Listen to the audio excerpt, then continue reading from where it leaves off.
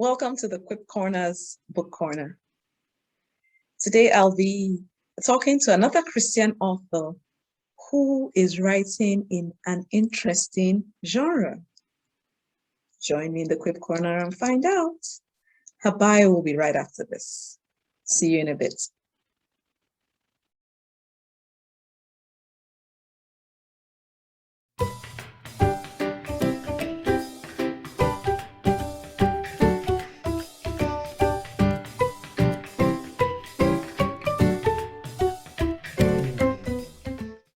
Welcome to the Quick Corners Book Corner, Miss Claire.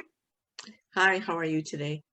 I'm very well, thank you. A lot of my viewers would already have read your bio and will be like, okay, I'd like to know more about this lady and her book. So why don't we start by you telling us the title of your book? The title of this book is Romance Under Wraps. Looks just like this. Ooh. Under Wraps, Romance Under Wraps. Right. Huh. Okay, so can we start by your unwrapping the backstory? What made you write this book? After quite a bit of time trying to figure out what to write, I had determined that I wanted to write a book about sharing the gospel and sharing it in such a way that we were not preaching to the choir, which is a really difficult thing for Christians to do, because you think about sharing something like being washed in the blood of the Lamb, and boy, I'll tell you what, a non-Christian will say, oh, that's disgusting. That kind of thing. Icky. Ew, who would do that? So that's basically where I come from, is sharing the gospel, but not heavy-handed and not in Christianese. Nice. And I would also like to say that it's for people who are backsliding, also for people who know the gospel, but they don't really know how to share it. There are a couple of episodes in the book that show how exactly you can share it simply, easily, that kind of thing. Nice. And skepticism, because a lot of people are really skeptical. That's true. That's true. Oh, wow. Wow. So you seem to have a broad target audience. And, you know, there's so many different flavors and shades of people, shall I say. True. Nice. True. Nice. Okay. Yes. So why don't you tell us a bit about what's in the book? Okay. Catherine Cade is the main character, and she's an identity thief. So she's running from an abusive ex-partner. Her method of getting around is by picking up every few years a different identity and running town to town. When she lands in Whiskey River, she determines that she's going to fake it as having a PhD as a nurse practitioner. And a nurse practitioner works primarily with a doctor, and that person also gets to have basically their own office, see patients, do procedures, order labs, etc. So she's doing all of this, and she's checking up on one of her VIPs patients, and apparently she cannot get a hold of him. Then she hears the radio. The radio says he's dead. She is freaking out because now she might have to discuss this all with an authority figure, like a cop. And she's trying to push it off on the doctor. The cop comes up to her office and starts asking her questions. And she's like, should I take off? Should I pack a bag and run? So she's pretty freaked out. Okay, so that's part of the context. That's the backdrop of your book, right? Yes, yes. Okay. So can you read something from your book to us, please? I sure can. And again, I'm going to show it here real quick. Romance Under Wraps. I like the cover.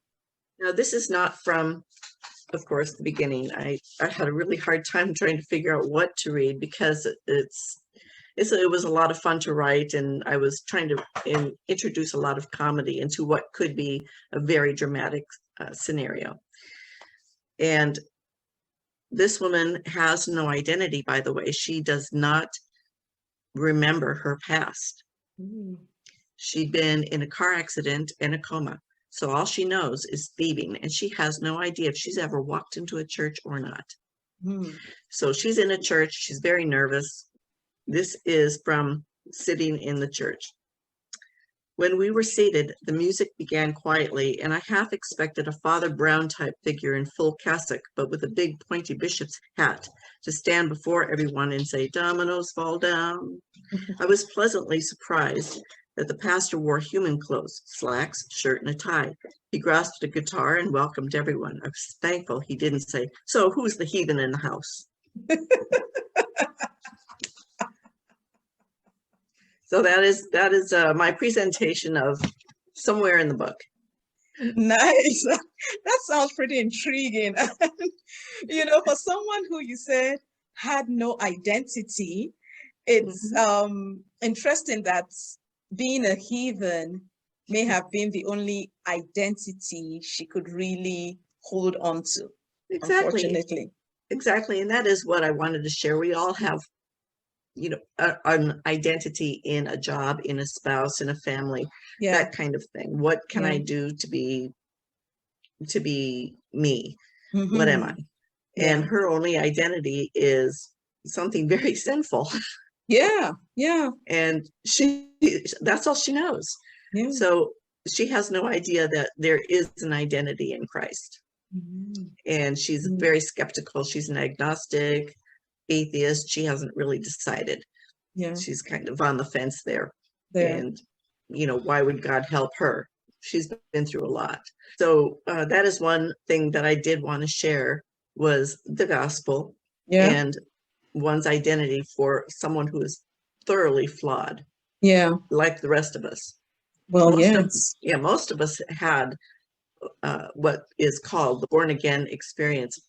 And again, people who do not go to church and do not really care or believe in God, they don't know what those terms are. What it means to be born again. So interesting. So what message do you have for your readers? You know, we talked about how broad your target audience is. What message do you have for them? What would you want them to take away from reading your book?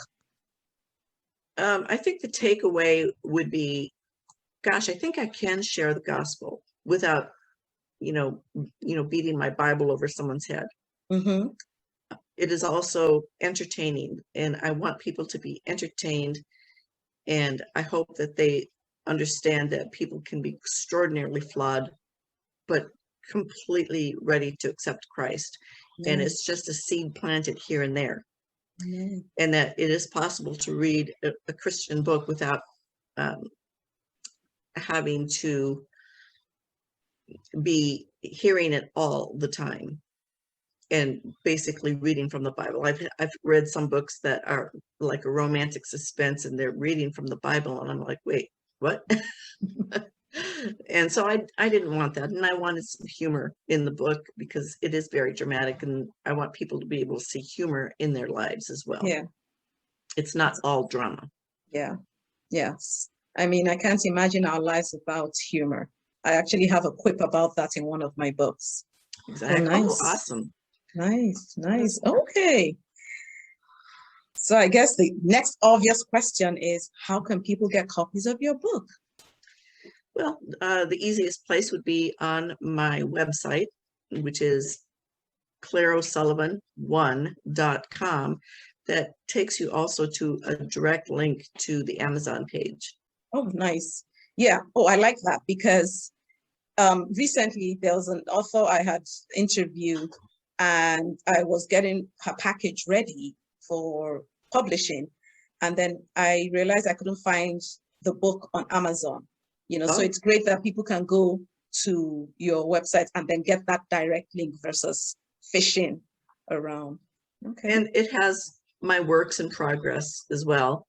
Nice. I have a lot of works, unfortunately, that are just running through my brain. And so I've written quite a few skeletal parts of the book to say, this is what the plot is, this is for myself. Yeah. Sometimes those characters interrupt what I'm actually doing, and they want some attention. And it's nice that you have a And place no, to vent. not yet. It's not your turn. Okay. Wait your turn. And I cross genres. I get Okay. rather, I'd say, bored with some genres. Like, for example, I love romantic suspense, but I've probably read 100. And I'm like, okay, I am now seeing the end. I can tell what's happening. So I cross a genre, and right now I'm writing a military thriller romance. So that's a lot of fun to, boy, a lot of research. So lots to look forward to, you know, by people connecting to your website and seeing your work there. Nice. Right. Some pictures and some explanation of what's happening. So thank down the you. line. Yeah. Well, thank you. Thanks again for joining me in the Quip Corner's Book Corner. It was great to be here, and thank you so much for inviting me. You're welcome. Okay, you have a great day. I will. You as well. Thank you. I enjoyed talking with Miss Claire. When she made the comment about the different characters and different things, you know, in her head wanting to come out, I could totally relate, because I have about 10 manuscripts in progress at different stages, of course. Her book sounds pretty interesting, and below this, you'll get information on how to obtain your copy or copies as you choose. Thanks again for joining me in the Book Corner. See you in another edition of the Book Corner soon. Bye now.